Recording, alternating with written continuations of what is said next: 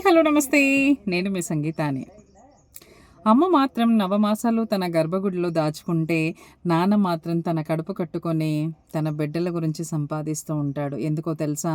తన బిడ్డలు రేపటి భవిష్యత్తుని ఉద్ధరిస్తారని చెప్పేసి. కానీ అలాంటి బిడ్డలు ఇప్పుడేం చేస్తున్నారో తెలుసా? అంటే అందరి పిల్లల్ని అనట్లేదు నేను. కొంతమంది పిల్లల్ని మాత్రమే అంటున్నాను. అంటే రీసెంట్‌గా ఒక రీల్ కూడా చూసాను నేను. లైక్ తను ఒక లగ్జరీ కార్‌లో వస్తాడు. వాళ్ళ నాన్ననక్కడ దిగబెట్టేసి కాలుతో తన్నేసి అలా వెళ్ళిపోతాడనమాట.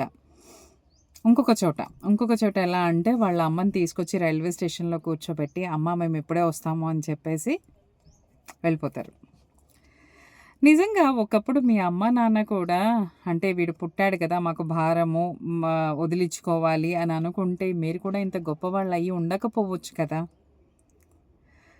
సో, అలాంటి తల్లిదండ్రులకి ఇలాంటి మంచి గిఫ్ట్స్ ఇస్తూ ఉన్నారు ఇవాళ రేపు సమాజం. ఒకప్పుడు నిజంగా చాలా డిఫరెంట్‌గా ఉండేది నా చిన్నప్పుడు. బట్ ఇప్పుడు జనరేషన్ చాలా డిఫరెంట్‌గా ఉంది. ఇందులో కూడా నేను అందరిని చెప్పట్లేదు. ఎవరైతే ఇలా చేస్తారో వాళ్ళని మాత్రమే చెప్తున్నాను. సో, మీకు ఒక చిన్న స్టోరీ చెప్పాలనిపించింది. లైక్ అంటే అమ్మా, నాన్న సేవ ముందు భగవంతుడు కూడా నిరీక్షించాల్సిందే. నిరీక్షించాల్సింది మీన్స్ వెయిట్ చేయాల్సిందే. ఎందుకో తెలుసా? పుండరీకుడు ఉంటాడు కదా! పుండరీకుడు వాళ్ళ అమ్మా, నాన్న పట్ల ఎంతో ఇదిగా ప్రవర్తించేసి అంటే చాలా అమానుషంగా ప్రవర్తిస్తాడు వాళ్ళ అమ్మా, నాన్నలతో.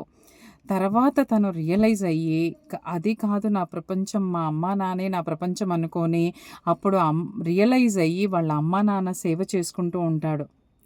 అప్పుడు అతని సేవకి మెచ్చి భగవంతుడు సాక్షాత్తు ప్రసన్నమై వస్తే, "పుండరీక నేనొచ్చాను చూడు" అంటారు. అప్పుడు పుండరీకుడు ఏమంటాడో తెలుసా? "స్వామి మీరెంత గొప్పవారైనా కానివ్వండి, నేను ప్రెజెంట్‌గా ఇప్పుడు మా అమ్మా, నాన్న సేవలో ఉన్నాను. 5 మినిట్స్ వెయిట్ చేయండి" అని చెప్పేసి అలా ఓ ఇటక విసిరేస్తే భగవంతుడు అక్కడ వెయిట్ చేస్తూ ఉంటాడు.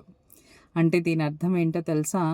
అమ్మా నాన్నల్ని పూజిస్తే, అమ్మా నాన్నల్ని సేవిస్తే సాక్షాత్తు ఆ శ్రీమన్నారాయణుడైనా కూడా వెయిట్ చేయాల్సిందే అని చెప్పేసి. Thank you. Have a nice day.